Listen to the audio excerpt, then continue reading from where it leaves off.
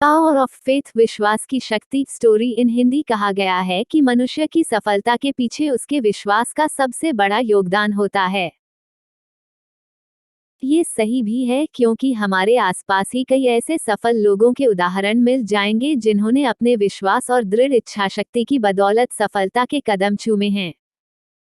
यहाँ एक पात्र रिंकू के बारे में बताया जा रहा है जिसने अपनी विश्वास की शक्ति से अपनी कमजोरी को दूर किया। विश्वास की शक्ति कहानी, power of faith story in Hindi. Rinku के जीवन की कहानी कुछ यूं है। स्कूल की पढ़ाई के दौरान रिंकू अपने परिवार के साथ एक छोटे से शहर में रहता था। पढ़ाई लिखाई में इसका मन नहीं लगता था। अपनी कक्षा में ये हमेशा ही फिसड्डी रहता था। मुश्किल से किसी तरह पास होकर अगली कक्षा में पहुंचता था। स्कूल के बच्चों से लेकर मोहल्ले तक लोग रिंकू का मजाक उड़ाने में कोई कसर नहीं छोड़ते थे।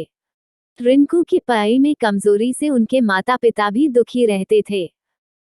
पढ़ाई में पिछड़ने का डर तो रिंकू को भी होता था, परंतु कोशिश करने पर भी पढ़ाई में उसका मन नहीं लगता था। हर तरफ से उपेक्षा और तिरस्कार से दुखी होकर अंततः रिंकू ने पढ़ाई छोड़ने का मन बना लिया। अभी वह 10वीं कक्षा में था। उसकी पढ़ाई की जो स्थिति थी उससे बोर्ड की परीक्षा में उसे पास करने की उम्मीद लगभग न के बराबर थी। अपने जीवन से निराश रिंकू एक दिन जब स्कूल से घर लौट रहा था तो रास्ते में एक जगह रामायण की कथा हो रही थी। उस समय ओजस्वी स्वर में कथावाचक लंका कांड की व्याख्या कर रहे थे। कथावाचक के ओजस्वी स्वर से बुरे ख्यालों में खोए रिंकू की तंद्रा भंग हुई और वह सम्मोहित होकर कथास्थल की ओर चल पड़ा। कथास्थल पर पहुंचकर वह जगह बनाते हुए आगे की पंक्ति में जा बैठा।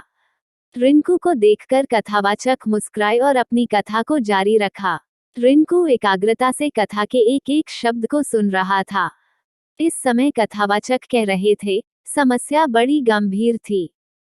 सागर तट पर भगवान राम की सेना के सभी योद्धा लक्ष्मण, हनुमान, सुग्रीव, अंगद आदि गंभीर सोच में डूबे थे।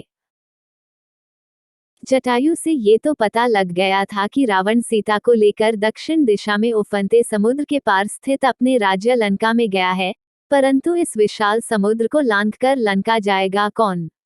समस्या विकट थी। तभी वहां की शांति सुग्रीव के आवाज से भंग हुई। सुग्रीव ने प्रभु राम से कहा कि हमारे बीच एक ऐसे दिव्य शक्ति हैं जो समुद्र लांघकर लंका जा सकती हैं।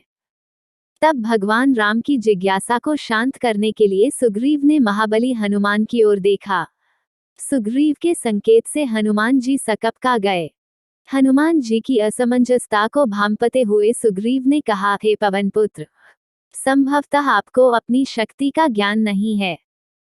बचपन में आपने सूर्य को एक फल समझते हुए एक छलांग में उसे सैकड़ों कोस दूर जाकर निगल लिया था, तो फिर लंका की दूरी ही क्या है?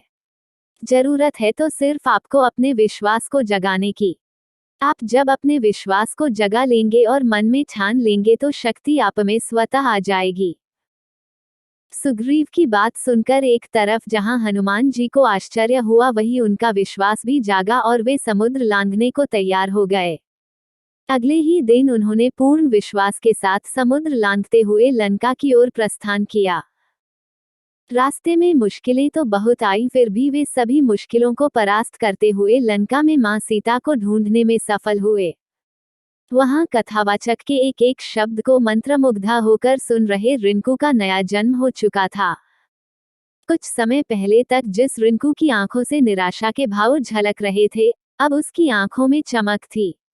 उसके शरीर में उत्साह और स्फूर्ति का संचार होने लगा था। कथा खत्म होने के साथ ही वह तेजी से घर की ओर चल पड़ा। उसे सफलता का मूल मंत्र मिल चुका था। वह मन ही मन सोच रहा था कि जब हनुमान जी ने अपने विश्वास से शक्ति अर्जित कर समुद्र को लांघ लिया था, तो पढ़ाई कौन सी बड़ी बाधा है। उसी दिन से रिंकू ने प्रण कर लिया कि वह ध्यान लगाकर खूब पढ़ेगा और सफलता अवश्य प्राप्त करेगा। उसकी मेहनत रंग लाई। अपनी कक्षा में सबसे फिसड्डी रहने वाला छात्र रिंकू 10वीं की बोर्ड परीक्षा में सबसे अव्वल आया। इसके बाद रिंकू ने पीछे मुड़कर नहीं देखा और जिंदगी में हमेशा अव्वल ही आता रहा। वह लोक सेवा की परीक्षा में भी प्रथम स्थान पर आया और अपने आप पर विश्वास की बदौलत वह सरकारी महकमे में भी पदोन्नति पाते हुए ऊंचे ओहदे तक पहुंच गया। कहानी से शिक्षा, मोरल ऑफ द स्टोरी। विश्वास की शक्ति को साबित करने के लिए रिंकू का जीवन तो बस एक उदाहरण है। हर एक सफल व्यक्तित्व के पीछे उस व्यक्ति का विश्वास और कुछ कर गुजरने के जज्बे मुख्य योगदान होता है। जब किसी व्यक्ति में विश्वास का संचार होता है तो उसमें शक्ति अपने आप संचारित होने लगती है। फिर जब तन और मन में शक्ति यानी ऊर्जा का संचार होता है तो मुश्किल काम भी आसान हो जाता है। यही तो जीवन में सफलता का मूल मंत्र है।